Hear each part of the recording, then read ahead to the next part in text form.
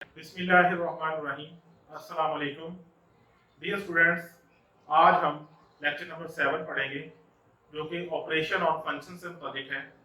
जिस तरह हम नंबर्स को ऐड करते हैं, सब्ट्रैक्ट करते हैं, मल्टीप्लाई करते हैं, डिवाइड करते हैं, सिमिलरली इसी तरह हम फंक्शन को ऐड कर सकते हैं, मल्टीप्लाई कर सकते हैं, सब्ट्रैक्ट कर सकते हैं और डिवाइड कर सकते हैं। तो सबसे पहले हम चंद ज़रूरी डेफिनेशंस और नोटेशन देखते हैं।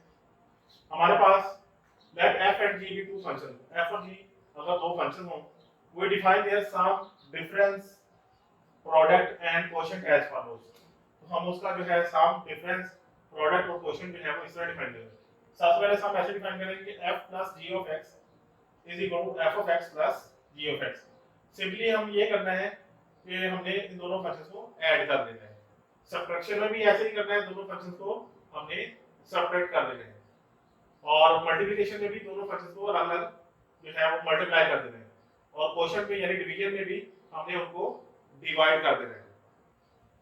Note for the functions f plus g, f minus g, f dot g domains are defined as intersection of the domain f and g।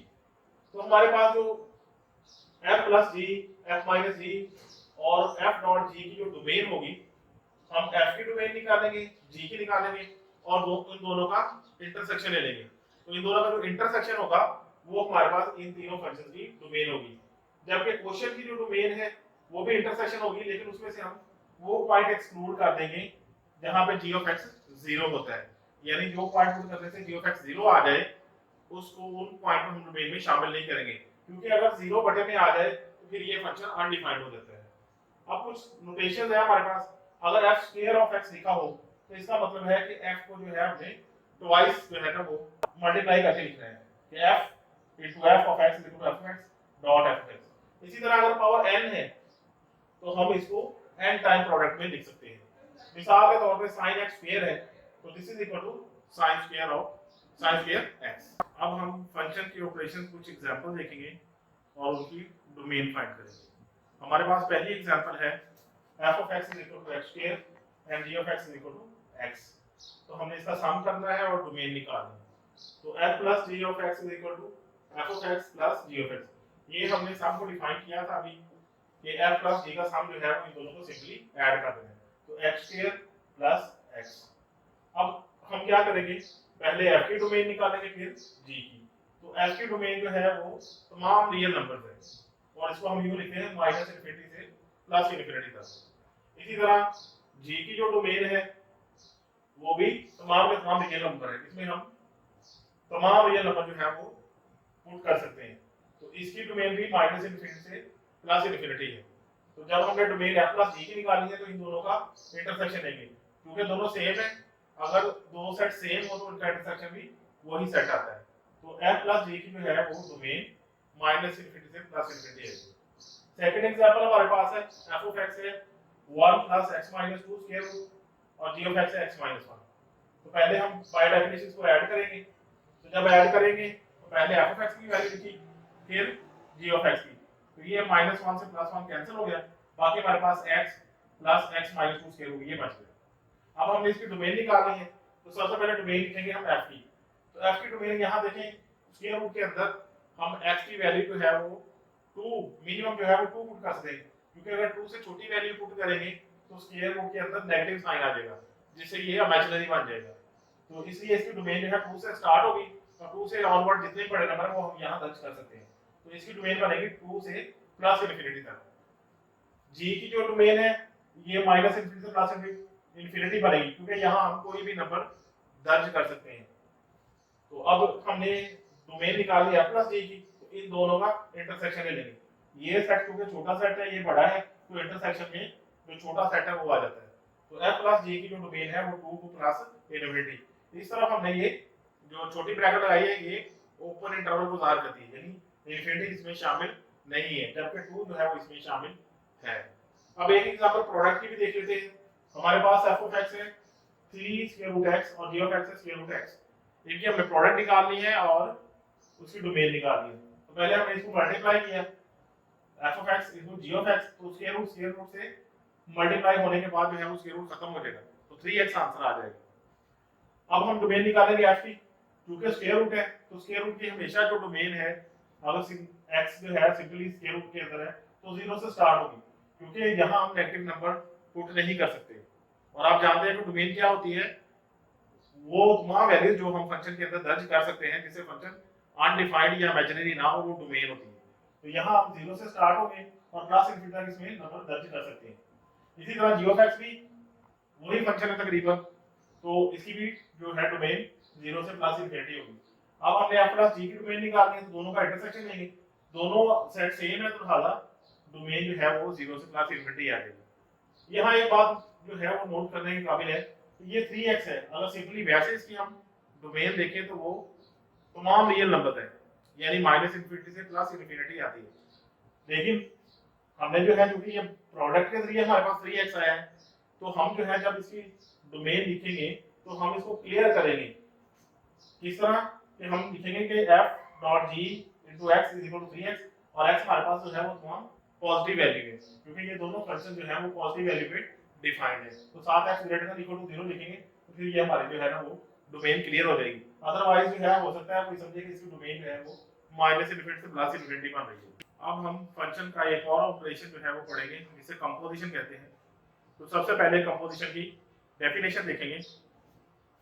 Composition of function, when two functions are composed, जब भी हम दो function को compose करेंगे, one is assigned as a value to the independent variable of the other, तो एक function को हम दूसरे के इंडिपेंडेंट वेरिएबल में उसकी जगह रख लेंगे, यानी उसकी जगह हम उसको पुट करेंगे। Composition f with g is written and defined as, composition को हम सर्कल से शो करते हैं, f composition g of x is equal to f into g of x। तो यहाँ हमने g of x को f के जो है वो इंडिपेंडेंट वेरिएबल की जगह दर्ज कर दिया है। तो इसकी जो है वो कुछ एग्जांपल देखते हैं। हमारे पास है f of x is equal to x cube और g of x है हमारे पास x plus 4, तो हमने f कंपोजिशन g निकालना। तो f composition g of x is equal to f into g of x। तो यहाँ हम क्या करेंगे, इसको डेफिनेशन को अप्लाई करेंगे, ये जो हमने डेफिनेशन अभी देखी है। अब ये g of x यहाँ x की जगह पुट होगा, जैसे हमारे पास फंक्शन है f of x x cube, अगर हमने x की जगह a दर्ज करना हो तो a क्यूब आ जाएगा, अगर स्क्वायर रूट 2 दर्ज करेंगे तो स्क्वायर रूट 2 का क्यूब आ जाएगा। इसी तरह अगर हमें g of x दर्ज करना है तो g of x का क्यूब आ जाएगा। तो यहाँ हमारे पास जो है वो ये यहाँ पुट होगी तो g of x का क्यूब आ जाएगा। अब g of x की वैल्यू हमारे पास है x plus 4, तो x plus 4 इसी जगह पुट कर देंगे, तो ये f composition g of x का हमारे पास जो आंसर है x plus 4 का क्यूब आ गया। अब इसकी जो है वो हम डोमेन देखते हैं। तो domain of f composition g consists of all x in the domain of g for which g of x is in the domain of f। Composition की डोमेन जो है वो g of x की domain ही होती है, लेकिन g of x के वो पॉइंट होते हैं जो कि f के डोमेन में होते हैं। तो इसके लिए एक एग्जांपल है नेक्स्ट, वो देखते हैं। f of x है x square plus 3 और g of x है x square root। तो इसकी पहले कंपोजिशन निकालेंगे, f composition g of x आ जाएगा f into g of x। तो ये g of x हम यहाँ दर्ज कर देंगे, x की जगह तो ये g of x का स्क्वायर प्लस 3 आ जाएगा। g of x की वैल्यू हमारे पास स्क्वायर रूट x है और स्क्वायर रूट और स्क्वायर कैंसिल हो जाएगा तो x प्लस 3, यानी f composition g of x हमारे पास x प्लस 3 आ गया। अब हम पहले देखते हैं कि g की डोमेन क्या है। तो g की डोमेन जो है वो 0 से प्लस इनफिनिटी तक है, क्योंकि g हमारे पास जो फंक्शन है वो स्क्वायर रूट x है और स्क्वायर रूट के अंदर हम कोई नेगेटिव वैल्यू दर्ज नहीं कर सकते, तो इसकी डोमेन 0 से स्टार्ट होगी और प्लस इनफिनिटी तक जाएगी।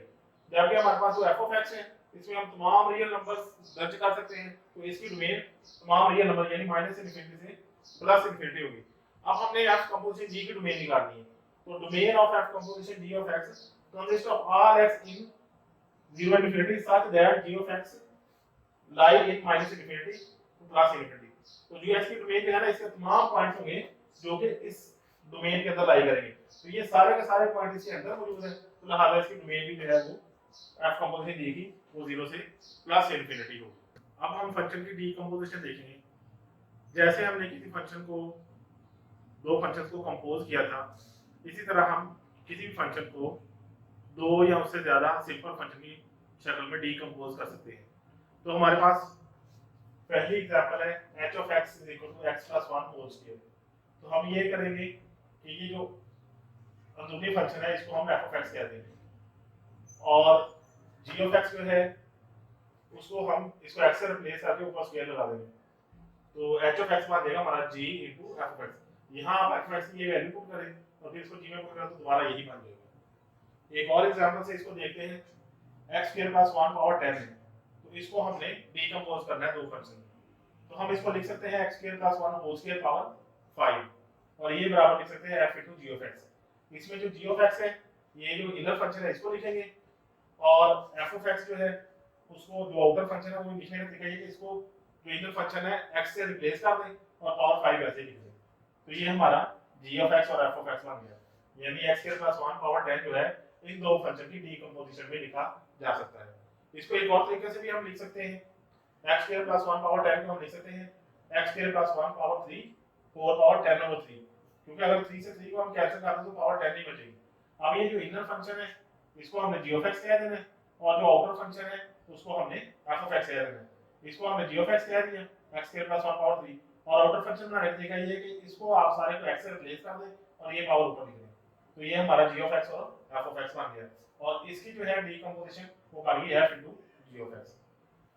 हम किसी फंक्शन को तीन जो है वो फंक्शन की शक्ल में डीकंपोज कर सकते हैं। जैसे हमारी नेक्स्ट एग्जांपल है c of x is equal to x over 3 cube whole square root. तो ये f into g into h of x के बराबर है। सबसे इनर फंक्शन जो है हम x ओवर 3 को लेंगे, उसके बाद जो आउटर फंक्शन है g ऑफ x से x क्यूब ले लेंगे और उसके बाद जो आउटर फंक्शन है उसे हम x स्क्वायर रूट ले लेंगे। आउटर फंक्शन लेने का तरीका ये होता है कि जो इनर फंक्शन है उसकी जगह हम x लिख देते हैं और ऊपर जो है पावर वो आ जाएगी। अब सबसे आउटर फंक्शन है उसका स्क्वायर रूट है तो x को हमने स्क्वायर रूट में लिख दिया। अब हमारे पास एक टेबल है जिसमें हमने मुख्य फंक्शन को डीकंपोज किया हुआ है। पहले फंक्शंस है, फिर इनसाइड फंक्शन है, फिर आउटसाइड फंक्शन है और फिर उनकी कंपोजिशन है। फर्स्ट फंक्शन है हमारे पास x स्क्वायर प्लस 1 पावर 10। तो इसका जो इनसाइड वाला फंक्शन होगा g ऑफ x वो हम x स्क्वायर प्लस 1 को लिख देंगे और outer function f of x लिखने का तरीका ये है कि इसको x से रिप्लेस कर दें आप x स्क्वायर प्लस 1 को और ये पावर 10 ऊपर लिख दें। तो ये x स्क्वायर प्लस 1 पावर 10 आ जाएगा f into g of x के बराबर। इसी तरह नेक्स्ट फंक्शन है sin क्यूब x। तो इसमें जो है वो gx हम sin x रखेंगे और f ऑफ x जो है वो हम जो इनर फंक्शन है sin x उसको जो है x से रिप्लेस कर देंगे और पावर ऊपर जो है वो 3 लिख देंगे। तो ये sin क्यूब x जो है f into g of x के बराबर आ जाएगा। नेक्स्ट फंक्शन है हमारा 1 ओवर x प्लस 1। इसमें हम g ऑफ x जो है 1 ओवर x प्लस 1 को रखेंगे और f of x 1 over x को रखेंगे। तो हमारा f into g of x जो है 1 ओवर x प्लस 1 के बराबर आ जाएगा। अगर आप इसको कैलकुलेट करें तो ये आएगा।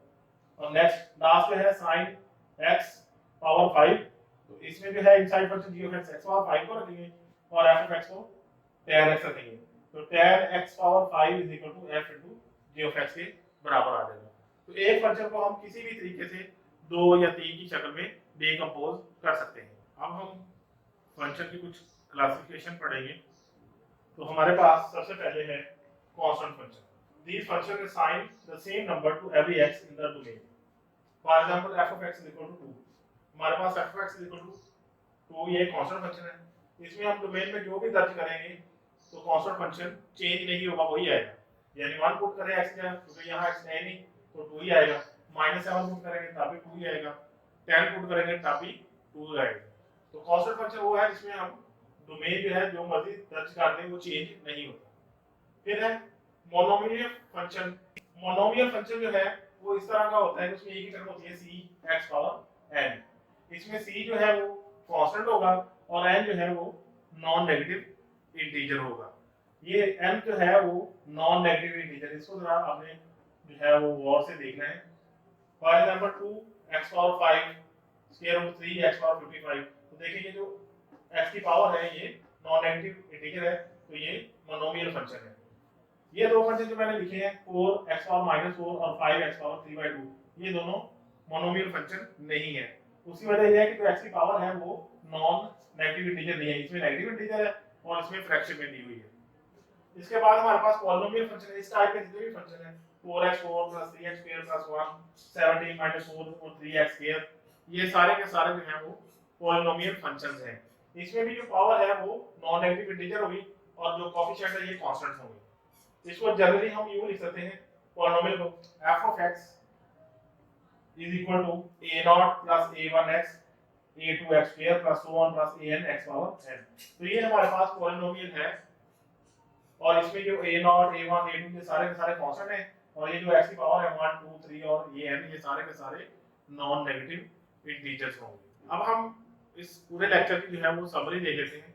सबसे पहले हमने फंक्शंस के ऊपर ऑपरेशन डिफाइन किए थे कि हम जो है फंक्शंस को नंबर की तरह ऐड कर सकते हैं, सब्ट्रैक्ट कर सकते हैं, मल्टीप्लाई कर सकते हैं और डिवाइड कर सकते हैं।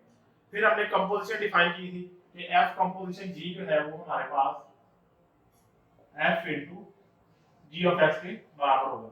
और यहाँ एक बात याद रखनी है कि f कंपोजिशन g जो है ये g कंपोजिशन f के बराबर नहीं होती। फिर हमने फंक्शंस को जो है डीकंपोज किया था और उसके लिए जो है हमने एक टेबल भी देखा था। उसके बाद ये हमने फंक्शंस की जो है वो क्लासिफिकेशन देखी है कि कौन सा फंक्शन क्या होता है, मोनोमियल क्या होता है और पॉलिनोमियल क्या होता है। तो उम्मीद है आपको लेक्चर जो है वो समझ आ गया होगा। अगर कोई भी बात है तो आप कमेंट में जो है वो पूछना चाहते हैं, कमेंट में पूछ सकते हैं।